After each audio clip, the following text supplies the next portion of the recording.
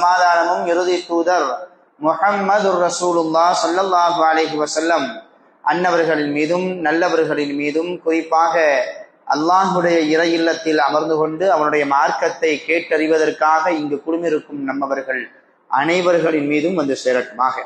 அன்பிற்கினிய அருமையான பெருமக்களே, சூரா லுக்மான் என்கிற அத்தியாயத்தினுடைய விளக்க உரையை நாம் பார்த்து வருகிறோம். சென்ற வாரத்தினுடைய இறுதியில் இறை நம்பிக்கையை பற்றி நாம் பார்த்து வந்தோம். இறை நம்பிக்கையினுடைய அடையாளத்தை பற்றி ஒரு சில விஷயங்களை நாம் சொல்லியவாறு அதனுடைய தொடர்ச்சியை நாம் அடுத்த வாரம் பார்க்கலாம் என்று முடித்தோம். இன்ஷா அல்லாஹ் அந்த பூர்த்தியை, அதாவது இறை நம்பிக்கையின் அடையாளம், ஒரு மனிதர்கிட்ட இறை நம்பிக்கை இருக்குது அப்படின்றத அவரே உணர்ந்துக்கலாம். எப்படி உணரலாம்னா, குர்ஆன்ல அல்லாஹ் ஒரு சில பண்புகளை தன்மைகளை சொல்றான். நமக்கு டவுட் வருது, நம்ம உள்ளத்துல இறை நம்பிக்கை இருக்குதா இல்லையா, இறையச்சம் இருக்குதா இல்லையா, உண்மையான அல்லாஹ் சொல்ற மாதிரி ஒரு முக்மீனா தான் நம்ம இருக்கிறோமா அப்படின்னு நமக்கு ஒரு டவுட் வரும் பொழுது இந்த பண்புகளை எல்லாம், இந்த தன்மைகளை எல்லாம் நம்மோடு அப்படி உரசி பார்க்கணும். ஓகே, அந்த தன்மையின் அடிப்படையில அல்லாஹ் சொல்ற மாதிரி நம்மளுடைய செயல்பாடுகள் இருக்குது அப்படின்னா நம்ம உறுதியா நம்பலாம். ஏன்னா அல்லாவே சொல்லிட்டானே, இந்த தன்மைகள் இருந்துச்சுன்னா அவங்க இறை நம்பிக்கையாளர். இந்த தன்மை இல்லை அப்படின்னா அவங்க கிட்ட இறை நம்பிக்கை இல்லை, ஒரு உண்மையான இறை நம்பிக்கையாளர் கிடையாது. மற்றவங்களுடைய பார்வைக்கு நம்ம என்ன செய்யலாம், நடிச்சுக்கலாம். நான் ஒரு இறை நம்பிக்கையாளர், ஒரு இபாதத்தாளி, கல்வியாளர் அப்படின்ற மாதிரி, நல்லவர் அப்படின்ற மாதிரி நம்ம நடிச்சுக்கலாமே ஒழிய, நமக்கு தெரியும் நம்ம எப்படிப்பட்டோம் அப்படின்றது அல்லாஹ்வுக்கு முதல்ல தெரியும். அதுக்கப்புறம் நம்மளைய பத்தி முழுமையா அறிந்தவர்கள் யார் தான்? நம்ம தான். எந்த நேரத்துல நம்ம நடிப்போம், எந்த நேரத்துல சிரிப்போம், எந்த நேரத்துல அடிப்போம், எந்த நேரத்துல பாவனை, எல்லாம் யாருக்கு தெரியும்? நமக்கு தான் தெரியும். அப்போ அல்லாஹ் குர்ஆன்ல ஒரே இடத்துல இல்லாம பல இடங்கள்ல, ஒவ்வொரு அத்தியாயத்திலையும் சில ஒரு வசனங்களின் மூலமாக இறை நம்பிக்கையாளர் என்றால் இப்படி இருப்பாங்க, இப்படி இருப்பாங்க, இந்த தன்மை இருக்கும் அப்படின்னு அல்லாஹ் சுட்டி காமிக்கிறான். அப்ப அந்த அடிப்படையில அல்லாஹ் ரப்புல் ஆலமீன் இறை நம்பிக்கையின் அடையாளமாக ஒரு வசனத்துல ஒரு 2 விஷயத்த சொல்றான். இதை நம்ம நிறைய தடவை கேள்விப்பட்டிருக்கோம். அந்த 2 விஷயத்துல முதல் விஷயம் என்னன்னா, இன்னமல் முஃமினூன இதா ذுக்கிரல்லாஹ் வஜிலத் குலூபுஹும். இது முதல் அடையாளம். இது இருந்துச்சுனாவே நம்ம கிட்ட ஓரளவுக்கு இறை நம்பிக்கை இருக்குது அப்படின்றத நம்ம கன்ஃபார்மா என்ன செய்யலாம், நம்பிக்கலாம். அல்லாஹ் என்ன சொல்றான், இறை நம்பிக்கையாளர்கள் என்பவர்கள் யார் தெரியுமா? அவர்கள் இதா ذுக்கிரல்லாஹ், அல்லாஹுவை பற்றி அவரிடத்துல சொல்லப்பட்டால் அல்லது நினைவு கூறப்பட்டால், வஜிலத் குலூபுஹும், அவர்களுடைய உள்ளங்கள் நடுங்கும் அப்படின்னு அல்லாஹ் சொல்றான். அல்லாஹுடைய பேரை எப்ப சொன்னாலும் நமக்கு நடுங்கலாம் இல்லை. தொழுகையில நிற்கிறோம், அல்லாஹ்னு சொன்னோம்னா நமக்கு அப்படியே அந்த மாதிரி நடுக்கம் இல்லை. தவறு செய்யும் பொழுது அல்லாஹ் இருக்கிறான், அல்லாஹ் இதை தடுத்து இருக்கிறான் அப்படின்னு சொல்லும் போது என்ன செய்யணும், நமக்கு பயம் வரும். எல்லா நேரங்கள்லையும் அப்ப அல்லாஹ் கொஞ்சம் தக்பீர் கட்டணும்னே நம்ம பயந்துடக்கூடாது. அப்ப பயம்னா என்ன? அல்லாஹ்ன்னு சொன்னா உள்ளங்கள் நடுங்கணும். அப்படின்னா ஒரு முஸ்லீம்னா இப்படிதான் வாழணும்னு சொல்லிட்டு நமக்கு ஒரு வரையறை இருக்கு. ஒரு இறை நம்பிக்கையாளர்னா இப்படிதான் வாழணும், இப்படி வாழக்கூடாது. எல்லாத்துலயுமே நம்ம உலகம் சார்ந்த விஷயம், மறுமை சார்ந்த விஷயம்னு சொல்லிட்டு சில விஷயத்த பிரிச்சு வச்சிருக்கிறோம். அப்படி இல்லை. இந்த உலகத்துல நம்ம எதை பார்த்தாலும் அது மறுமையினுடைய கண்ணோட்டத்தோடையே பார்க்கணும். இப்போ உதாரணமா ஒரு வியாபாரம் செய்யறோம். வியாபாரத்தை பொறுத்த வரைக்கும் இது மறுமையா துனியாவுக்கா அப்படின்னு சொல்லி கேட்டா எல்லாரும் என்ன செய்வாங்க, இது துனியாவுக்குன்னு தான் நம்ம சொல்லுவோம். ஏன்னா சம்பாதிக்கிறது துனியால தானே இது பண்றோம். ஆனா இந்த வியாபாரம் துனியால தான் நம்ம செய்யறோம், காசு பணம் சம்பந்தப்பட்டதுதான். ஆனா இந்த வியாபாரம் சரியா இல்லை அப்படின்னா மறுமையின் வாழ்க்கையே இந்த வியாபாரம் தின்னும். எவ்வளவோ நன்மைகள் செய்வோம். ஒரு வியாபாரியா இருந்து அந்த நல்ல முறையில ஒரு வியாபாரம் செய்யல, அதுல மோசடி செய்யறோம், நம்மளை நம்பி வரக்கூடிய வாடிக்கையாளர், நுகர்வோர், கஸ்டமரை என்ன செஞ்சிடறோம், ஏமாத்திக்கிட்டு இருக்கிறோம். அந்த ஏமாத்துதல் எப்படி வேணாலும் இருக்கலாம். அளவு நிலுவையில இருக்கலாம், அல்ல அவங்க கொடுக்கக்கூடிய அந்த காசுக்கு தரமற்ற பொருட்களை என்ன செய்யலாம், கொடுக்கலாம். இப்படி பலவிதமான மோசடி. எல்லாத்துலயும் கரெக்டா இருக்கிறாரு, தொழுகிறாரு, ஜக்காத்து கொடுக்குறாரு, தான தர்மம் பண்றாரு, எல்லாம் கரெக்டா இருக்கிறாரு. ஆனா அந்த வியாபாரத்துல மட்டும் என்ன செய்யறதுன்னா மோசடி செய்யறது. அந்த மாதிரி சில பேர் இப்படி நல்ல வசதி வாய்ப்பா இருப்பாங்க, கோடிக்கணக்கா சம்பாதிச்சிருவாங்க. தாங்கிட்ட பொருள் கொடுக்கக்கூடிய அந்த மக்கள்கிட்ட அந்த பொருளை வாங்கிட்டு காசை கொடுக்கறது தான் முறை. சில வியாபாரத்தினுடைய யுக்தி, வியாபாரத்தினுடைய சௌகரியம் எப்படின்னா ஒரு பில்லை நிறுத்தி வைப்பாங்க. அது ஏதாச்சும் அவங்களுக்குள்ள ஒரு கொடுக்கல் வாங்க ஒரு அண்டர்ஸ்டாண்டிங்ல இருக்கும். ஆனா சில பேர் பாத்தீங்கன்னா அவரே கஷ்டப்பட்டுட்டு இருப்பாரு, ஒரு பில்லு நிற்கும். அந்த ஒரு பில்லை கொடுக்கறது கூட இவர்கிட்ட நிறைய வசதி இருக்கும். 2 பில்லை நிப்பாட்டி வைப்பாரு. 3வது பில்லு வாங்க வரும்பொழுது அவரை மணிக்கணக்கா காக்க வச்சு, என்னடா இவ்வளவு நேரம், சரி நாளைக்கு வந்து பாத்துக்கலாம் அப்படின்னு அந்த தன்னுடைய ஹக்க பெறக்கூடிய மக்களையே வந்து என்ன செஞ்சிருவாங்கன்னா மனசு வெறுத்து நாளைக்கு வந்து பாத்துக்கலாம். ஏன்னா கலெக்ஷன் வாங்க போகும்போது உடனே போயிட்டு அங்கே போய் நின்று காசு தாங்கன்னா கேட்க முடியாது. அப்போ அது கொஞ்சம் நேரம் வெயிட் பண்ணணும். அவர் எல்லாத்தையும் முடிச்சுட்டு கொண்டுட்டு என்ன செய்வாரு, தருவாரு, கண்டால இருக்கிறவரு. அப்போ சில பேர் இப்படி மோசடி பண்றாங்க. தாங்கிட்ட பொருளை தராங்க, பொருளை வாங்கி இவங்க வியாபாரம் பண்றாங்க, அது லாபத்தை அடைகிறாங்க. அப்ப தாங்கிட்ட சரக்கு கொடுக்கக்கூடியவங்களுக்கு அதற்குண்டான நல்லா பார்த்தோம் அப்படின்னா இந்த பில்லை நிப்பாட்டி வைக்கிறோமே இதை விட ரொம்ப சிறந்தது பொருளை வாங்கிட்டா காசை கொடுக்கணும். இதுதான் சரி. பொருளை வாங்கிட்டோம், காசை கொடுக்கல, அடுத்த பில்லு வரும்போது நம்ம கொடுக்குறோம், அதுக்குள்ள மௌத்தாகிட்டோம், யாருக்கு தெரியும்? இந்த கடனாளியா தானே மௌத்தாகும். இப்படிலாம் இதுல விஷயங்கள் இருக்குது. அப்ப ஒருத்தர் எல்லாத்துலயும் கரெக்டா இருக்காரு, வியாபாரத்துல மட்டும் மோசடி பண்றாரு அப்படின்னா நாளை மறுமையில இந்த வியாபாரம் இவரை எங்க கொண்டு போய் விட்டுரும்? நரகத்துல கொண்டு போய் விட்டுரும். அப்போ யாராக வேணாலும் இருக்கட்டும், எப்படிப்பட்ட சூழல்ல வேணாலும் இருக்கட்டும், ஒரு பாவத்தை செய்ய போறோம். அந்த பாவத்தை செய்யும் பொழுது அல்லாஹ்ங்கிற அந்த சிந்தனை நமக்கு வரும். அப்படி வரும் பொழுது நம்மள பெரும்பாலான மக்கள் என்ன செஞ்சிருவாங்கன்னா அல்லாஹ், தக்குவல்லா, தக்குவா இது எல்லாம் எங்க போயிடும்? பின்னாடி போயிடும், முதுகுக்கு பின்னாடி போயிடும். அந்த நேரத்துல அந்த பாவத்தை செய்யணும் அப்படின்றது மட்டும்தான் அவருடைய குறிக்கோளா இருக்கும். அதன் மூலமா வரக்கூடிய லாபமோ, அதன் மூலமாக வரக்கூடிய சந்தோஷமோ, அதுதான் அவருக்கு ரொம்ப பெருசாக தெரியும். குறிப்பா இன்னைக்கு நம்ம சொல்லணும் அப்படின்னா வாலிப சமூகத்தை சொல்லலாம், வாலிபர்கள் நம்ம சொல்லலாம். இன்னைக்கு ஆபாசமான வார்த்தைகளை கேட்பது, ஆபாசமான வார்த்தைகளை பேசுவது, ஆபாசமான படங்களை பார்ப்பது, அதிர்ச்சி தரக்கூடிய விஷயம் என்னன்னா 100% வாலிபர்கள் இந்த ஆபாசத்துல மூழ்கி இருக்கிறாங்க. அதுல 67% விழுக்காடுகள் உள்ள வாலிபர்கள் எப்படி இருக்கிறாங்கன்னா அந்த ஆபாசத்தை பார்க்கலன்னா ஒரு நிதானமான தன்மையோடு இருக்கவே முடியாதாம். அந்த மாதிரி ரொம்ப அடிமைப்பட்டு போய் இருக்கிறாங்க. அல்லாஹ் ரப்புல் ஆலமீன் குர்ஆன்ல இறை நம்பிக்கையாளரை பத்தி சொல்லும் பொழுது குல் லில் முஃமினீன யகுது மின் அப்சாரிஹிம், நபியே இறை நம்பிக்கையாளருக்கு சொல்லுங்க அவங்களுடைய பார்வைகளை அவர்கள் தாழ்த்தி கொள்ளட்டும். சும்மா யதார்த்தமா போகும் பொழுது அந்நிய பெண்களை பார்ப்பதை கூட இஸ்லாம் வந்து என்ன செய்யல, அனுமதிக்கிற. யதார்த்தமா ஒரு பார்வைப்படுது, அது அனுமதிக்கப்பட்டது. ஆனா அது யதார்த்தம், அந்த பார்வையை நீடிக்க கூடாது, மறுபடியும் அந்த பார்வையை சுழற்றக்கூடாது. அப்படி சுழற்றணும் அப்படின்னா அது பாவம்.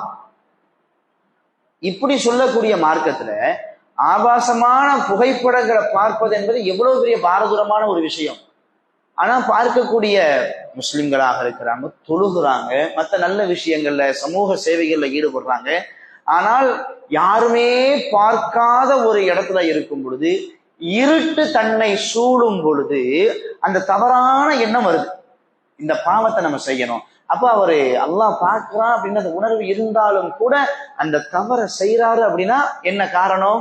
அந்த பாவம் செய்யக்கூடிய நேரத்துல அவர் முஃமினா இறை நம்பிக்கையாளரா இது. ரசூலுல்லாஹ் சொல்ற மாதிரி விபச்சாரம் செய்யக்கூடியவன் அந்த சமயத்துல முஃமினா இருக்க முடியாது, திருடக்கூடியவன் அந்த சமயத்துல இறை நம்பிக்கையாளரா இருக்க முடியாது. அந்த அடிப்படையில இன்னைக்கு நிறைய வாலிபர்கள், அதுல பெண்களும் கூட அடங்குவார்கள். அல்லாஹ் பாதுகாத்தவர்களை தவிர, அல்லாஹ் யார் யாரையெல்லாம் பாதுகாத்தானோ அந்த வாலிபர்களை தவிர. யூசுப் அலைஹிஸ்ஸலாத்தை அல்லாஹ் பாதுகாத்தான் பாருங்க, சுப்ஹானல்லாஹ். இத யூசுப் அலைஹிஸ்ஸலாத்து வஸ்ஸலாம் அவங்களுடைய வரலாற ஒவ்வொரு இளைஞர்களும் தஃப்சீரோட படிக்கணும். எப்படி படிக்கணும்? தஃப்சீர், அவங்களுடைய வரலாறு, அவங்களுடைய வாழ்க்கை வரலாறோடு சேர்த்து படிக்கணும். அல்லாஹ் சொல்லுவான் குர்ஆன்ல, அது ஷார்ட்டர், அதையும் படிக்கணும். அதற்கு ரசூல் ஸல்லல்லாஹு அலைஹி வஸல்லம் ஆதாரபூர்வமா நிறைய சம்பவத்தை சொல்லுவாங்க யூசுப் நபியை பத்தி. அதெல்லாம் படிக்கும் பொழுது வாலிபர்களாக இருக்கக்கூடிய நம்முடைய உள்ளம் அப்படி பூஸ்டப் ஆகும். பாவத்திலேயே மூழ்கி இருப்போம். சில சில வாலிபர்கள்லாம் பாத்தீங்கன்னா, வாலிபர்களும் அடங்குவாங்க, பெரியவங்களும் அடங்குவாங்க, எல்லாரும் இதுல அடக்கப்படுவாங்க. இதுல என்னன்னா, சில பாவத்தை நம்ம தொடர்ச்சியா செஞ்சுக்கிட்டே இருப்போம்.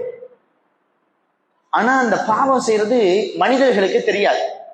மனிதர்களுடைய பார்வை படாம சில பாவங்களை நம்ம தொடர்ச்சியா செஞ்சுக்கிட்டே இருப்போம்.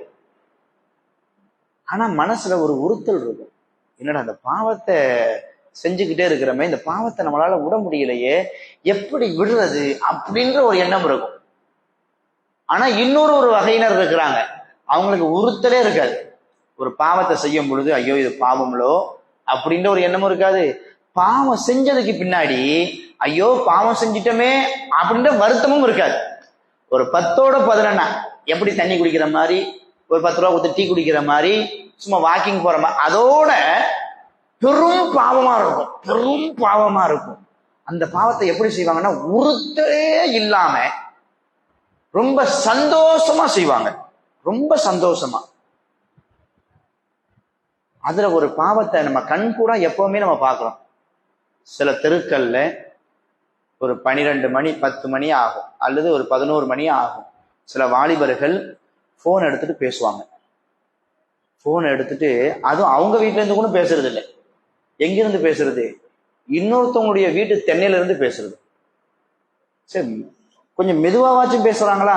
அதுவும் இல்லை, சத்தமா பேச பக்கத்துல இருந்து நம்ம வீட்டுல தான் நம்ம இருக்கிறோம், அவங்க தான் வந்து என்ன செய்யறாங்க, நம்ம வீட்டு வாசல் இருந்து பேசிட்டு இருப்பாங்க. எத்தனை மணிக்கு பேச ஆரம்பிப்பாங்கன்னா, 10 மணி 11 மணிக்கு பேச ஆரம்பிச்சா எத்தனை மணி வரைக்கும் பேசுவாங்க? நீங்க நம்ப மாட்டீங்க, 2 மணி வரைக்கும் பேசுறாங்க.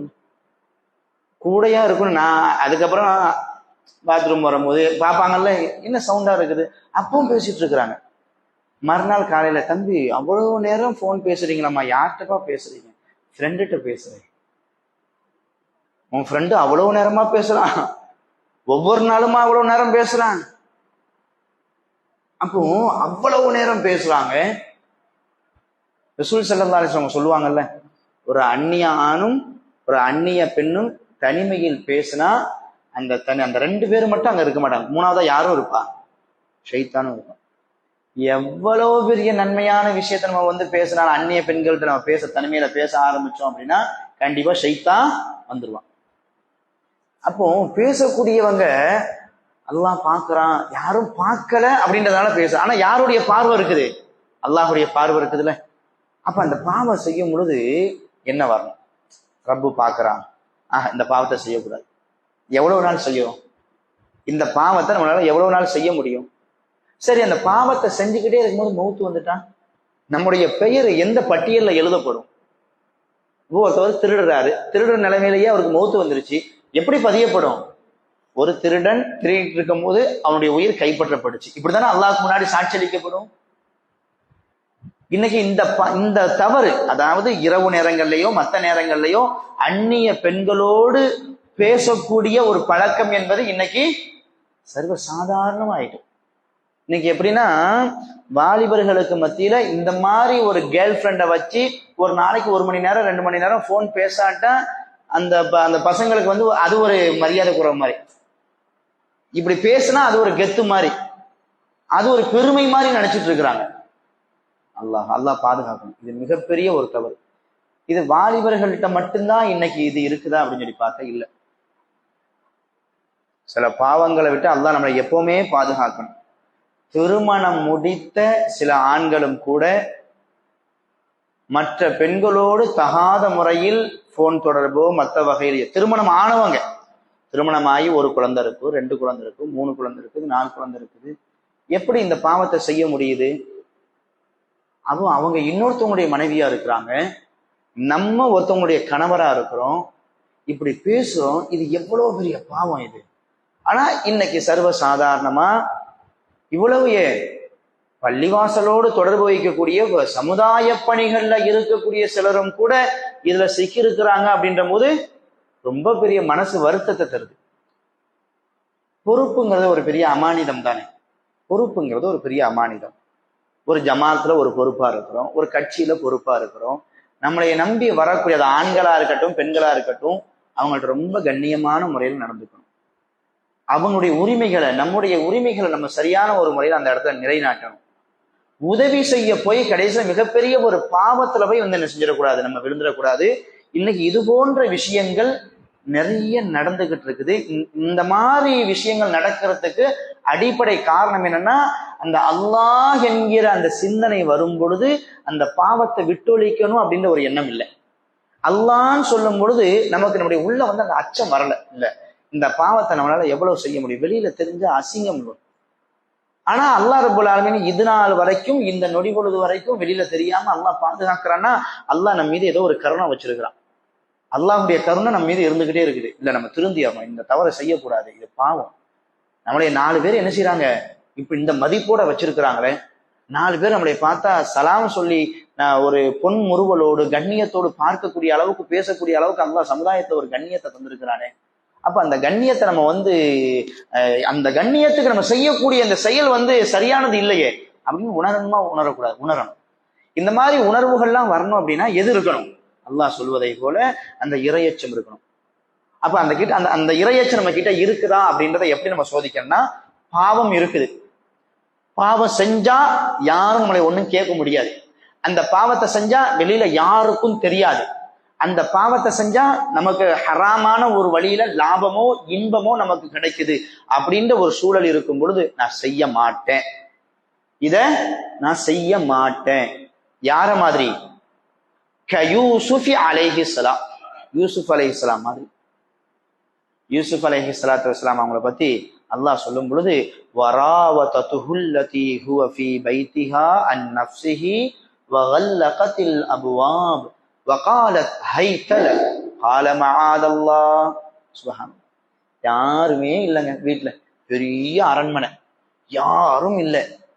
அந்த அரண்மனையினுடைய அரசி தவறானதின் பக்கம் அழைக்கும் பொழுது, அந்த தவறுக்கு உடன்பட்டிருந்தால் எல்லா விதமான நலன்களும் யூசுப் நபிக்கு கிடைச்சிருக்கும், எல்லா வசதிகளும் கிடைச்சிருக்கும், எல்லா வசதிகளையும் அந்த அரசு செஞ்சு கொடுத்திருப்பாங்க.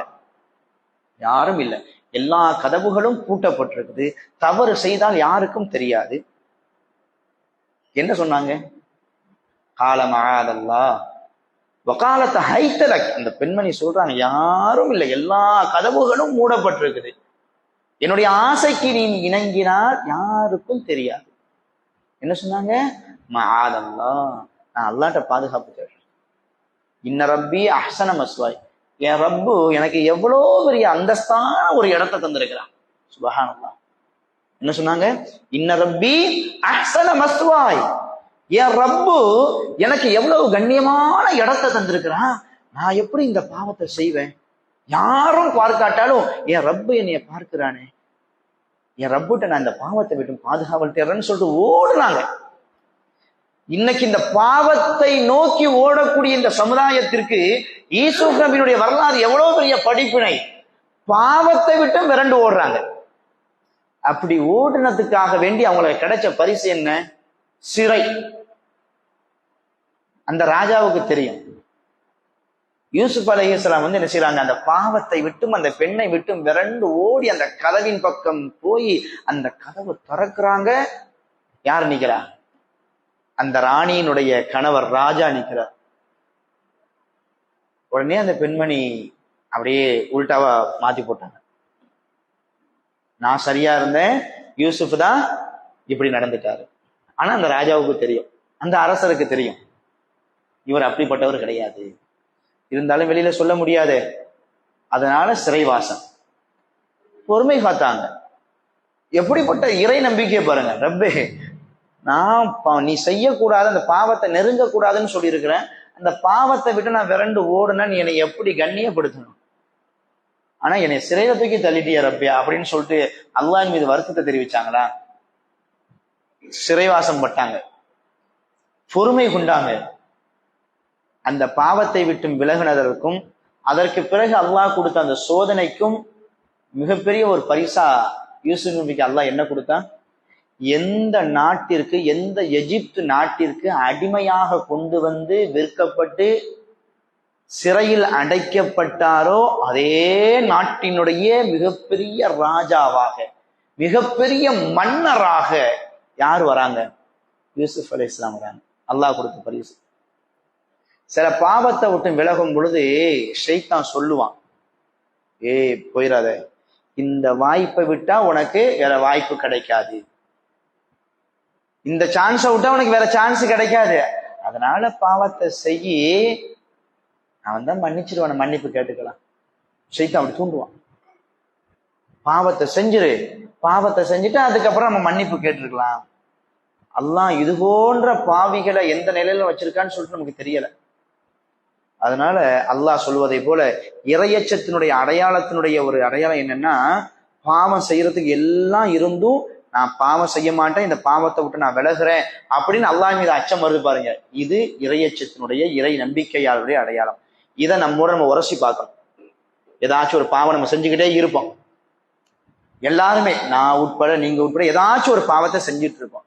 இனிமேல் அந்த பாவத்தை செய்யும் பொழுது இனிமேல் நான் செய்ய மாட்டேன், இது நாள் வரைக்கும் எப்படியோ, இனிமேல் அந்த பாவத்தை செய்ய மாட்டேன். எதுக்கு செய்ய மாட்டிருக்கேன்?